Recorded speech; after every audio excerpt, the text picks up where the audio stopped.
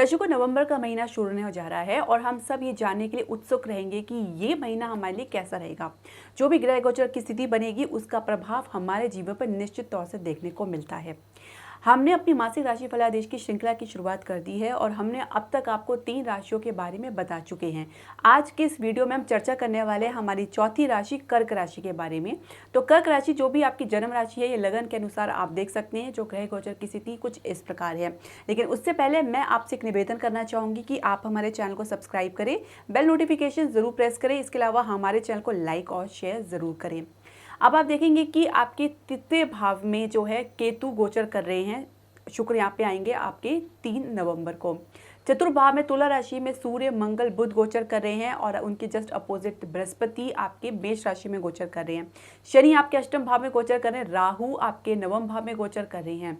अब आप इसमें कुछ परिवर्तन देखेंगे। जैसे मैंने आपको बताया 3 तारीख को जो है जो शुक्र है आपके तृतीय भाव में केतु के साथ युति बनाएंगे और यहाँ पे शुक्र नीच के हो जाएंगे। 4 तारीख को शनि जो है वक्री अवस्था से बाहर निकलकर मार्गी हो जाएंगे। बहुत ही राहत की खबर है आपके लिए। इसके अलावा 6 तारीख को बुध जो है आपके तुला राशि से निकल के पंचम भाव में वृश्चिक राशि में प्रवेश करेंगे।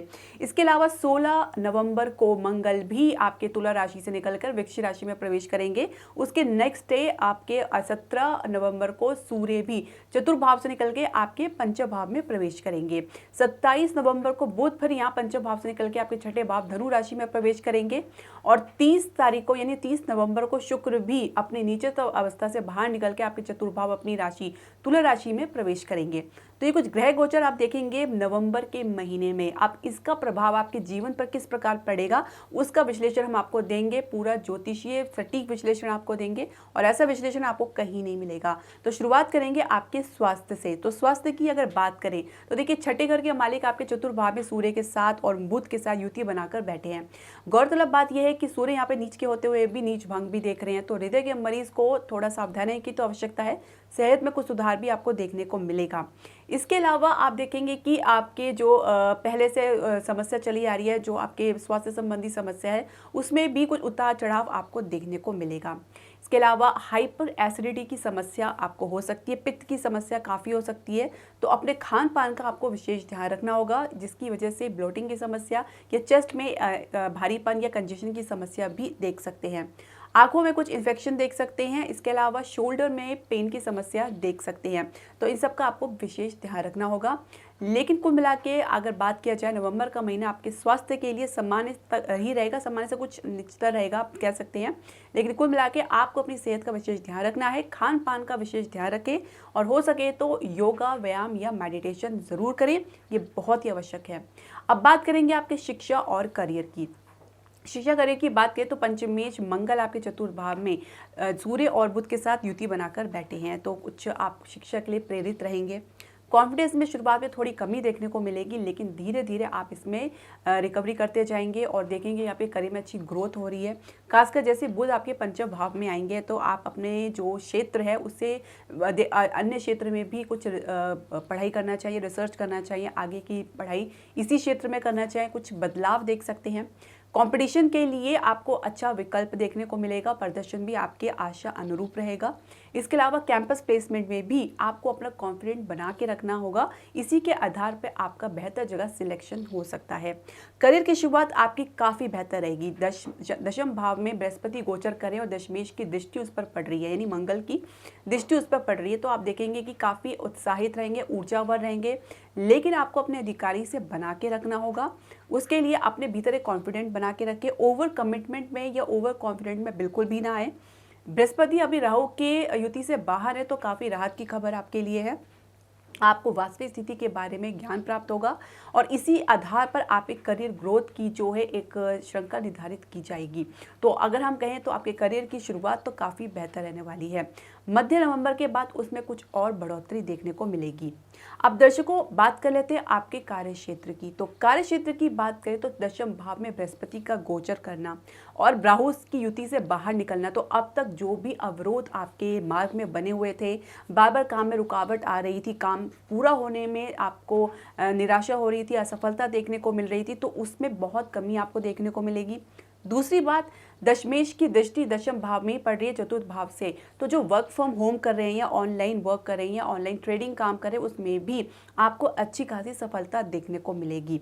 लेकिन क्योंकि शनि भी आपके अष्टम भाव में गोचर कर रहे हैं और यहाँ से इनकी दृष्टि आपके दशम भाव पर पड़ेगी, तो शनि जो कि अब मार्गी हो जाएंगे 4 नवंबर को, तो काफ़ी आपकी जो रुकावटें थी, अवरोध था, उसमें थोड़ा कमी तो देखने को मिलेगी, लेकिन फिर भी कोई ना कोई परिवर्तन आपको देखने को ज़रूर मिल सकता है। कोई बड़ा परिवर्तन देख सकते हैं, आपकी जॉब प्रोफाइल में परिवर्तन देख सकते हैं, इसके अलावा स्थान परिवर्तन भी देख सकते हैं। कुछ टाइम के लिए आप ब्रेक भी लेना चाहें तो कुछ इस प्रकार के संयोग भी बन सकते हैं। कुल मिला के बात की जाए तो आपकी ग्रोथ के लिए, आपकी नई जॉब के प्रयास के लिए तो नवंबर आपके लिए काफ़ी बढ़िया रहने वाला है। अच्छी ग्रोथ आप देखेंगे, खासकर आप जैसे ही आपके जो 30 नवंबर को जैसे ही शुक्र आपकी तुला राशि में प्रवेश करेंगे, क्योंकि नीचस्थ अवस्था से बाहर रहेंगे। शुक्र आपके एकादश के स्वामी है, लाभ के स्वभाव के स्वामी हैं, तो लाभ थोड़ा रुक रुक के आपको देखने को मिलेगा, कुछ कमी देखने को मिलेगी, विलम्ब देख सकते हैं, अपेक्षा अनुसार नहीं मिल पाएगा, इसकी भी प्रबल चांसेस है। तो आप कह सकते हैं नवंबर के अंत तक काफ़ी स्थिति बहुत ही बेहतर आपकी होगी, लेकिन उससे पहले थोड़ा आपको संभल के, एक तरह से कहते हैं फूक फूक के कदम आपको रखना होगा। लेकिन करियर ग्रोथ के लिए नवंबर का महीना बहुत ही बढ़िया रहने वाला है। व्यवसाय की बात करें तो दशमेश शनि का अष्टम भाव में गोचर करना वक्री अवस्था में अब तक बहुत ही स्लो प्रोग्रेस या बहुत ही ठहराव देखा जा रहा था आपके व्यवसाय में। बहुत से ऐसे प्रोजेक्ट है जो अटके हुए थे, उसको फाइनलाइज करने में आपको बहुत मेहनत और संघर्ष के बावजूद भी वैसा रिजल्ट देखने को नहीं मिल पा रहा था जैसा कि आपने अपेक्षा की थी। लेकिन जैसे ही शनि मार्गी हो जाएंगे तो आप देखेंगे कि इसमें भी काफ़ी कमी देखने को मिल रही है। लेकिन फिर भी अष्टम भाव में शनि का गोचर करना कुछ इस प्रकार की स्थिति भी देख सकते हैं, कुछ नया परिवर्तन ला सकते हैं अपने व्यवसाय में। रिसर्च फील्ड में है तो कुछ रिसर्च के लिए भी कुछ बेहतर विकल्प आपके सामने आएंगे। फाइनेंशियल सेक्टर में तो आपको कुछ उतार चढ़ाव देखने को मिल सकता है, लेकिन आपकी सेविंग्स में थोड़ी वृद्धि आपको देखने को ज़रूर मिलेगी, खासकर मध्य नवंबर के बाद। कुल मिला के नवंबर का महीना आपके पिछले जितने भी समय है से बेहतर रहेगा और कुछ अच्छी अपॉर्चुनिटीज़ आपको मिलेगी, खासकर विदेश से अगर आप डील करें तो उसमें भी कुछ बेहतर अपॉर्चुनिटीज़ आपके सामने आएगी। अब बात करेंगे आपके प्रेम संबंध की। तो प्रेम संबंध की बात करें तो पंचमेश मंगल का चतुर्थ भाव में सूर्य और बुध के साथ गोचर करना, तो आपके जीवन में कुछ उतार चढ़ाव या उथल पुथल तो देखने को ज़रूर मिलेगा। इसके अलावा शनि की दृष्टि आपके पंचम भाव में अष्टम भाव से, तो कुछ गंभीरता की अभाव में या कमी होने की वजह से या मैच्योरिटी ना होने की वजह से आपके रिश्ते में एक सेपरेशन देखा जा सकता है, ठहराव देखा जा सकता है, या आप लोग नो कॉन्टेक्ट जोन में जा सकते हैं। बहुत ही प्रबल संभावना है। यदि आपको लगेगा कि आपके रिश्ते में कोई गंभीरता नहीं है, कोई ऑनेस्टी नहीं है, ईमानदारी नहीं है, तो आपको उस रिश्ते में बने रहने का आप उसके बारे में बहुत बड़ा निर्णय सोच सकते हैं और आपको लगेगा कोई औचित्य नहीं बनता उस रिश्ते में बने रहना।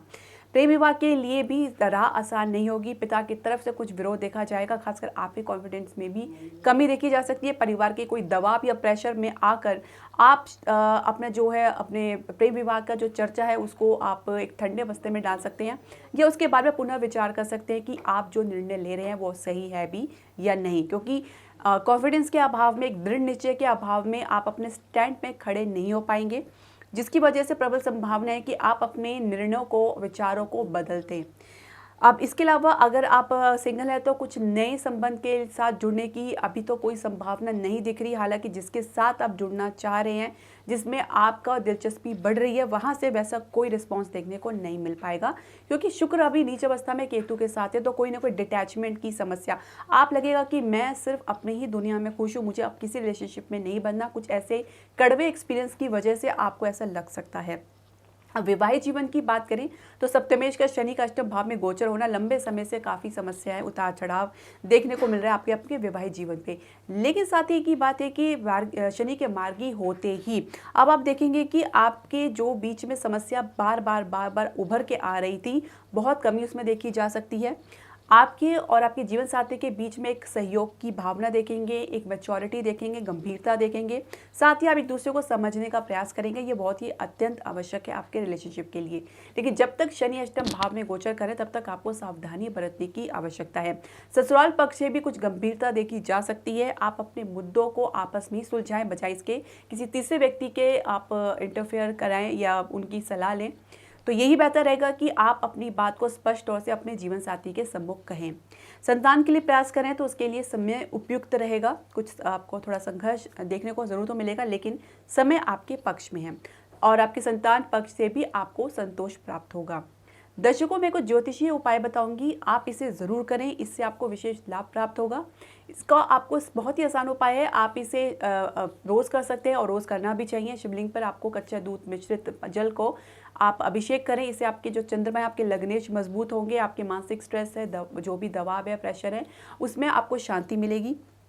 और दूसरा, आपको सप्तमेश को वो जो है कमज़ोर होकर बैठे हैं उसको मजबूती प्रदान करनी है, बल देना है। उसके लिए आप शनिवार को आप हो सके तो शनि संबंधित वस्तु का दान करें। गरीब और बूढ़े व्यक्ति की ज़रूर सेवा करें, उनकी मदद करें दवाई से या अन्य वस्तु से जो आपके सामर्थ्य के अनुसार हो। और पीपल के वृक्ष में आप सरसों के तेल में एक दीपक भी जला सकते हैं, यह आपके पितृदोष शांति का भी काम करेगा, साथ ही आपके सप्तमेश को भी मजबूती प्रदान करेगा। दर्शकों, आपके जो भी प्रश्न, सजेशन या राय है, आप हमारे कमेंट बॉक्स में ज़रूर डालें। हरे कृष्णा।